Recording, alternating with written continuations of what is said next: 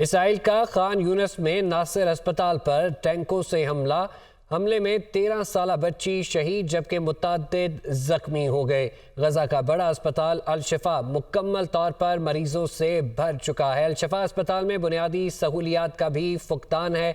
اسرائیل کا خان یونس میں ناصر اسپتال پر ٹینکوں سے حملے میں 13 سالہ بچی شہید جبکہ متعدد زخمی ہو چکے ہیں۔ غزہ کا بڑا اسپتال الشفا مکمل طور پر مریضوں سے بھر چکا ہے۔ الشفا اسپتال میں بنیادی سہولیات کا بھی فقدان ہے۔ جنوبی غزہ میں غذائی قلت کا بحران شدت اختیار کر گیا۔ اقوام متحدہ ورلڈ فوڈ پروگرام کا یہ کہنا ہے رفح میں فلسطینیوں کے کھانے کے لیے بھی قطاریں لگ رہی ہیں۔ 23 لاکھ آبادی کا نصف بھوک سے مر رہا ہے۔ اسرائیلی حملوں کی شدت کی وجہ سے انسانی غذا کی فراہمی تاخیر کا شکار ہے۔ غزہ میں غذائی قلت کا بحران شدت اختیار کر چکا۔ رفح میں فلسطینیوں کے کھانے کے لیے قطاریں دیکھی جاتی ہیں۔ 23 لاکھ آبادی کا نصف بھوک سے مر رہا ہے۔ غزہ اسرائیلی حملوں کی شدت کی وجہ سے انسانی غذا کی فراہمی تاخیر کا شکار ہے۔ امریکہ کے مختلف علاقوں میں اسرائیل کے خلاف احتجاج۔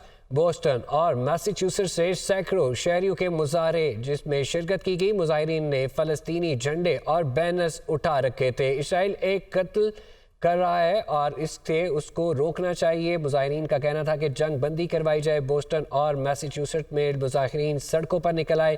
امریکہ کے مختلف علاقوں میں اسرائیل کے خلاف احتجاجی مظاہرہ کیا گیا۔ بوسٹن اور میساچیوسیٹس سے سینکڑوں شہریوں کے مظاہرے میں شرکت۔ مظاہرین نے فلسطینی جھنڈے اور بینرز اٹھا رکھے تھے۔ سابق صدر آصف علی زرداری نے پارٹی کو پی ٹی آئی سے انتخابی اتحاد نہ کرنے کی ہدایت جاری کر دی ہے، جبکہ دیگر جماعتوں سے اتحاد کا فیصلہ صوبائی قیادت کے سپرد کر دیا ہے۔ پارٹی میں اختلافات بھی جلد ختم کرنے کی ہدایت کر دی ہے۔ تفصیلات جانیے پشاور سے عامر جمیل کی اس رپورٹ میں۔ گزشتہ روز سابق صدر آصف علی زرداری نجی دورے پر پشاور پہنچے، جہاں انہوں نے سیکیورٹی خدشات کے تحت گورنر ہاؤس پشاور میں قیام کیا۔ قیام کے دوران گورنر خیبر پختونخوا حاجی غلام علی سے غیر رسمی ملاقات کی، جبکہ سابق صدر نے گورنر ہاؤس میں پارٹی رہنماؤں سے بھی ملاقاتیں کی۔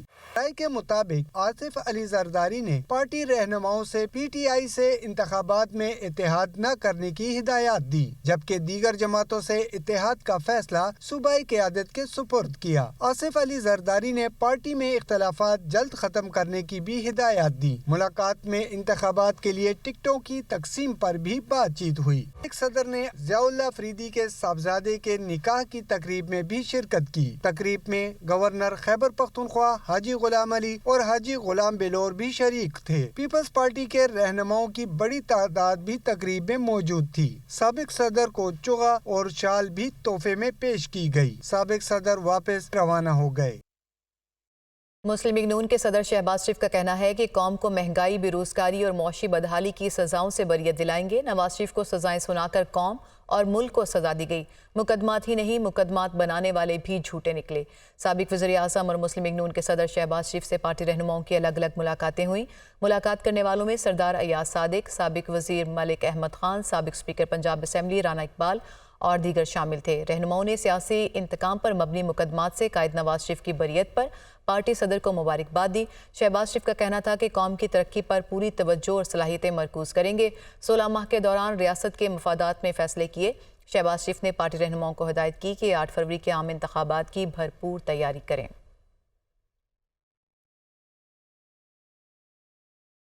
سینئر وکیل اور سیاستدان سردار لطیف کھوسا نے پاکستان پیپلز پارٹی سے دیرینہ تعلق توڑ لیا اور پاکستان تحریک انصاف میں شمولیت اختیار کر لی ہے۔ کہتے ہیں کہ آرٹیکل 17 کے تحت حق حاصل ہے کہ جس مرضی پارٹی میں شمولیت اختیار کر لوں، پارٹی جو ذمہ داری دے گی اس کو بہتر طریقے سے نبھانے کی کوشش کروں گا۔ ان کا کہنا تھا کہ سیاست اور وکالت کو عبادت سمجھ کر کیا۔ انہوں نے کہا کہ الیکشن کے انعقاد کا فیصلہ کرنے پر chief justice of Pakistan justice Qazi Faez عیسیٰ کو خراج تحسین پیش کرتا ہوں۔ میرا حق ہے آرٹیکل 17 میں جو پارٹی جوائن کروں، مجھے کوئی بھی اس میں رکاوٹ نہیں ہے۔ رکاوٹ ایک ہی شکل میں تھی جس سے مجھے ماشاءاللہ مخلصی مل گئی۔ جب میں اس پارٹی کا حصہ بن گیا ہوں تو جو پارٹی میرے سپرد کرے گی، تفویض کرے گی، مجھے کام کے لیے مجھے متعین کرے گی، میں وہ کروں گا۔ وکالت بھی عبادت سمجھ کے کی ہے، सियासत भी इबादत समझ के की है, जिससे भी दोस्ती की है निभाया है, कूट कूट के निभाया है। मैं खराज तहसीन पेश करता हूँ काजी फायज ईसा चीफ जस्टिस को कि कम से कम उन्होंने वो जो धुंधलाते हुए बादल थे, कोई कहता था इलेक्शन होगा 8 फरवरी को या नहीं होगा, एक जमात के सरबराह फरमाते थे कि 2 सूबों में तो बर्फबारी है, हो ही नहीं सकता है, दूसरे कोई कुछ कहता था कि जी ये इस तरह, चूंकि हम नहीं लड़ते अगर लेवल प्लेइंग फील्ड नहीं आती है। तो इन तमाम चीज़ों का इजाला हो चुका।